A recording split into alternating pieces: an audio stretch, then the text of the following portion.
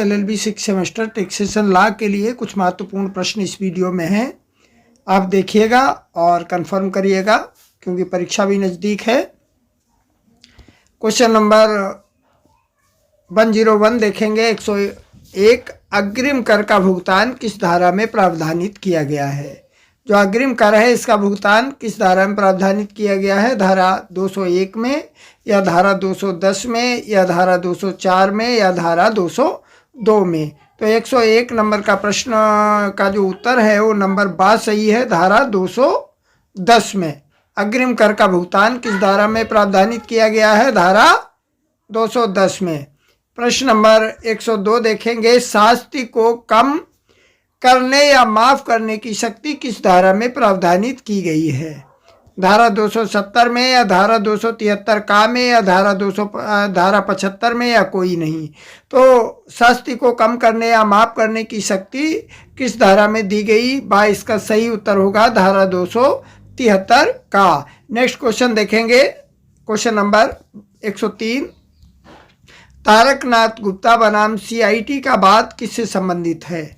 Number आ अपराध और अभियोजन से संबंधित, नंबर बा शास्ति आरोपित करने की क्रिया से संबंधित, नंबर सा और बा दोनों, नंबर दा कोई नहीं। तो इसका जो सही उत्तर होगा वो नंबर बा सही होगा, शास्ति आरोपित करने की प्रक्रिया। तारकनाथ गुप्ता बनाम CIT का वाद किससे संबंधित है। शास्ति आरोपित करने की प्रक्रिया से संबंधित है। नेक्स्ट क्वेश्चन नंबर 104 देखेंगे।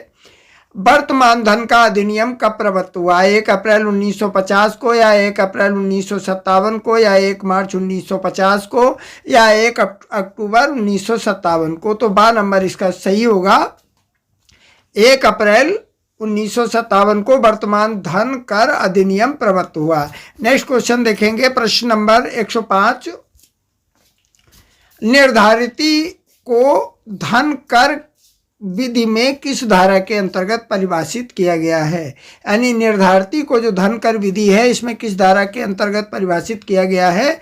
नंबर आ धारा 3 में, नंबर बा धारा 2 गा में, नंबर सा धारा 4 में और नंबर दा कोई नहीं। तो 105 नंबर जो इसका प्रश्न का उत्तर है बा नंबर सही है, धारा 2 गा। निर्धारिती को धन कर किस विधि में धारा के अंतर्गत परिभाषित किया गया है। धारा 2 गा के अंतर्गत। LLB समझ सेमेस्टर्स के लिए कंटेंट इस वीडियो में इस चैनल पर है और बड़े ही महत्वपूर्ण सिलेक्टेड क्वेश्चंस बुक से अवेलेबल है। चैनल को लाइक अवश्य करिएगा और एक प्यारी सी कमेंट अवश्य करिएगा।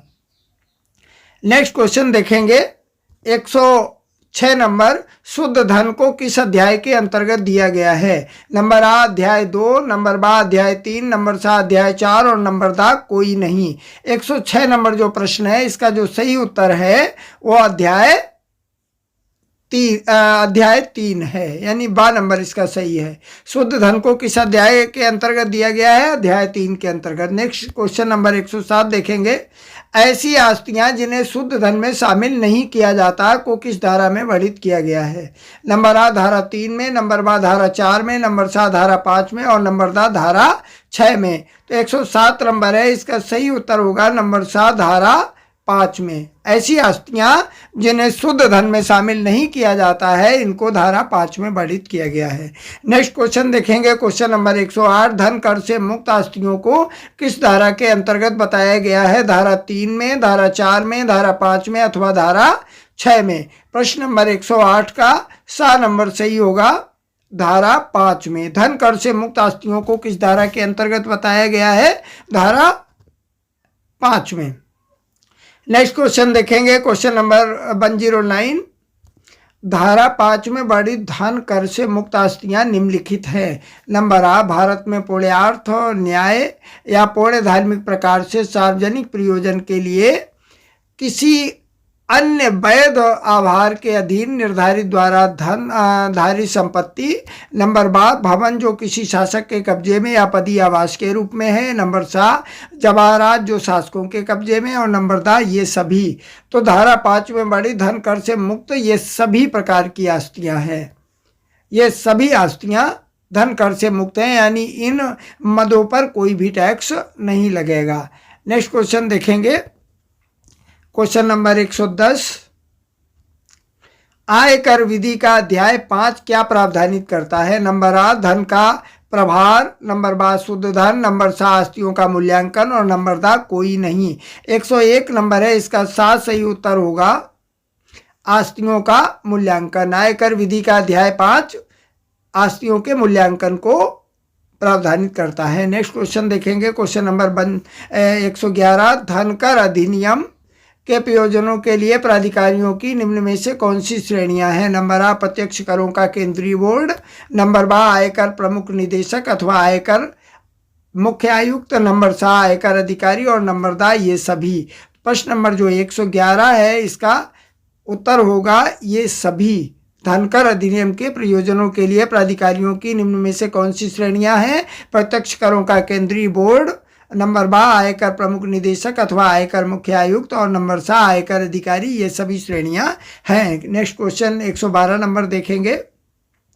किस धारा के अंतर्गत कर निर्धारण अधिकारी की परिभाषा दी गई है? नंबर आ धारा 2 के अंतर्गत, नंबर बा धारा 2 के अंतर्गत, नंबर सा धारा 3 के अंतर्गत, नंबर दा कोई नहीं।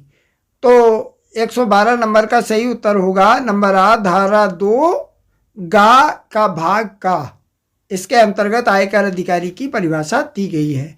नेक्स्ट नंबर 113 नंबर देखेंगे। बोर्ड की शक्ति निम्न में से कौन सी है? नंबर आ अधीनस्थ अधिकारियों का निर्देश, नंबर बा धनकर प्राधिकारियों को क्षेत्राधिकार, नंबर सा नियम बनाने की शक्ति और नंबर दा ये सभी। तो नंबर दा ही इसका उत्तर होगा ये सभी। बोर्ड की शक्ति निम्नलिखित में से कौन सी है? ये सभी शक्तियां बोर्ड की है। अधीनस्थ अधिकारियों को निर्देश, धनकर प्राधिकारियों को क्षेत्राधिकार और नंबर सा नियम बनाने की शक्ति। नेक्स्ट क्वेश्चन देखेंगे। क्वेश्चन नंबर 114 किसी मामले को अंतरित करने की शक्ति को किस धारा में प्रावधानित किया गया है? धारा 4 में, धारा 8 में, धारा 10 में अथवा धारा 12 में। प्रश्न नंबर जो 114 है इसका सही उत्तर होगा नंबर बा धारा 8 में। किसी मामले को अंतरित करने की शक्ति किस धारा में प्रावधानित की गई है? धारा 8 में। नेक्स्ट क्वेश्चन देखेंगे। 115 नंबर करदाता की मांग का नोटिस प्राप्त होने के बाद कितने दिनों के अंदर नोटिस में लिखी हुई रकम नोटिस में दिए व्यक्ति को दिए हुए स्थानों पर चुकानी होती है? नंबर आ 15 दिन में, नंबर बा 30 दिन में, नंबर सा 45 दिन में, नंबर दा 60 दिन में। तो इसका जो बा नंबर है वो सही होगा 30 दिन। करदाता की मांग का नोटिस प्राप्त होने के बाद 30 दिन के अंदर लिखी हुई रकम नोटिस द्वारा दिए गए व्यक्ति को चुकानी पड़ती है। Next question, question number 116। प्रश्न नंबर 116 है आयकर अधिनियम 1961 की किस धारा में आयकर कब देय है के संबंध में प्रावधान है? आ धारा 220 में, नंबर बा धारा 220 6 में, भाग 6 में, नंबर सा धारा 220 भाग 3 में और नंबर दा धारा 220 4 में। तो इसका नंबर उत्तर आ सही होगा धारा 220 भाग 1 में। आयकर अधिनियम 1961 की धारा 220 भाग 1 में कब देय है के संबंध में प्रावधान है।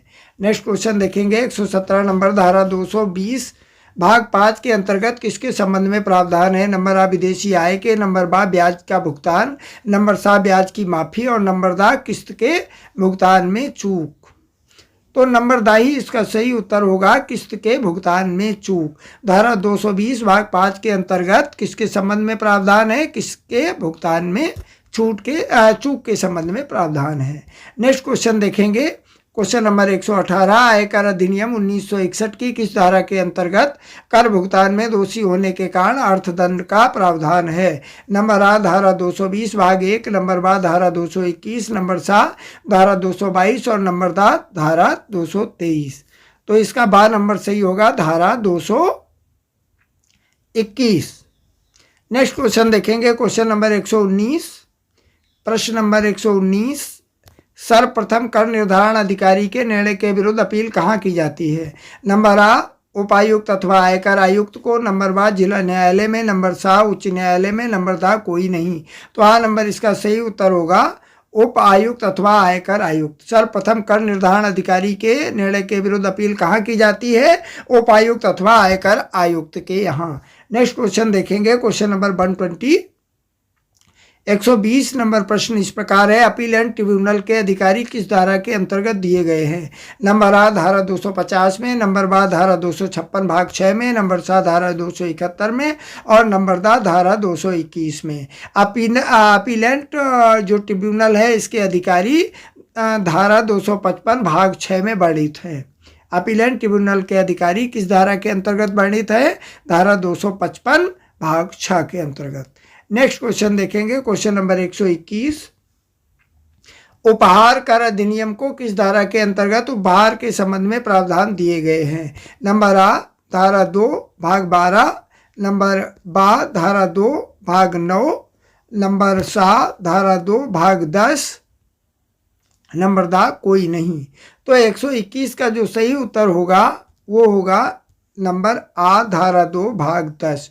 उपहार कर अधिनियम की किस धारा के अंतर्गत उपहार के संबंध में प्रावधान किए गए हैं? धारा 2 भाग 10 में। नेक्स्ट क्वेश्चन देखेंगे, क्वेश्चन नंबर 122। जानबूझकर कोई व्यक्ति अर्थदंड या ब्याज आदि के भुगतान से बचने का प्रयास करता है तो कितनी अवधि की सजा हो सकती है? नंबर आ 3 माह से 3 वर्ष तक, नंबर बा 6 माह से 1 वर्ष तक, नंबर सा 3 माह से 6 माह तक, नंबर दा 1 वर्ष से 2 वर्ष तक। तो जो आ नंबर है इसका सही होगा 3 माह से 3 वर्ष तक की। जानबूझकर कोई व्यक्ति अर्थदंड या ब्याज आदि के भुगतान से बचने का प्रयास करता है तो उसको 3 माह से 3 साल तक की सजा हो सकती है। नेक्स्ट क्वेश्चन देखेंगे, क्वेश्चन नंबर 123। आयकर अधिनियम के अंतर्गत पूर्णतया कर मुक्त आय कौन सी है? कृषि आय या हिंदू अविभाजित परिवारों की प्राप्तियां या नंबर 7 फर्मों के लाभों में भाग या जिस पर पृथक रूप से कर निर्धारण हो चुका हो, नंबर दा ये सभी। तो 123 नंबर जो प्रश्न है इसका दा नंबर सही होगा ये सभी। नेक्स्ट क्वेश्चन देखेंगे, 124 नंबर। आयकर अधिनियम की धारा 10 भाग 1 से संबंधित है। नंबर आ आकस्मिक आय से या कृषि आय से या हिंदू अविभाजित परिवार की प्राप्तियों से या नंबर दा यात्रा संबंधी रियायत से। तो 124 नंबर है इसका सही उत्तर होगा नंबर बा कृषि आय से। जो कृषि आय है इससे संबंध से आयकर अधिनियम की धारा 1 भाग 1 से संबंध है। नेक्स्ट क्वेश्चन देखेंगे, क्वेश्चन नंबर 125। प्रश्न नंबर 125 इस प्रकार है, आयकर अधिनियम की किस धारा के अंतर्गत यात्रा व्यय सहायता कर मुक्त होगी? नंबर आ धारा 10 भाग 4, नंबर बा धारा 10 भाग 5, नंबर सा धारा 10 भाग 1, नंबर दा धारा 10 भाग 7। तो बा नंबर इसका सही होगा धारा 10 भाग 5। आयकर अधिनियम की किस धारा के अंतर्गत यात्रा व्यय सहायता कर मुक्त होगी?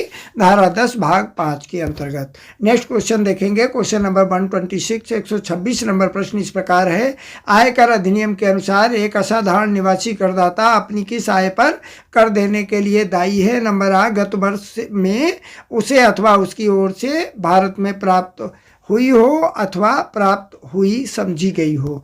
नंबर बा गत वर्ष में भारत में उपार्जित या उदय हुई हो या भारत में उपार्जित या उदय हुई समझी गई हो। नंबर सा गत वर्ष में भारत के बाहर उपार्जित अथवा उदय हुई हो।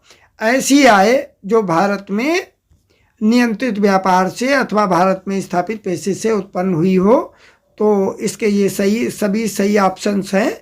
आयकर अधिनियम के अनुसार एक असाधारण निवासी करदाता अपनी इन समस्त प्रकारों की आय के लिए कर देने के लिए उत्तरदायी है। वीडियो के सारे प्रश्न बड़े सिलेक्टेड हैं। इसके बचे हुए क्वेश्चंस आपको बहुत सारे 500 क्वेश्चन से अवेलेबल कराने का प्रयास करेंगे, क्योंकि ये सारे के सारे कुमार एवं डीएलपी इत्यादि कंटेंट से हैं। वीडियो पूरा सुनने के लिए बहुत बहुत धन्यवाद। एक बार सब्सक्राइब कर लीजिएगा और संभव हो अगर अच्छा लगा हो तो लाइक भी कर दीजिएगा। धन्यवाद।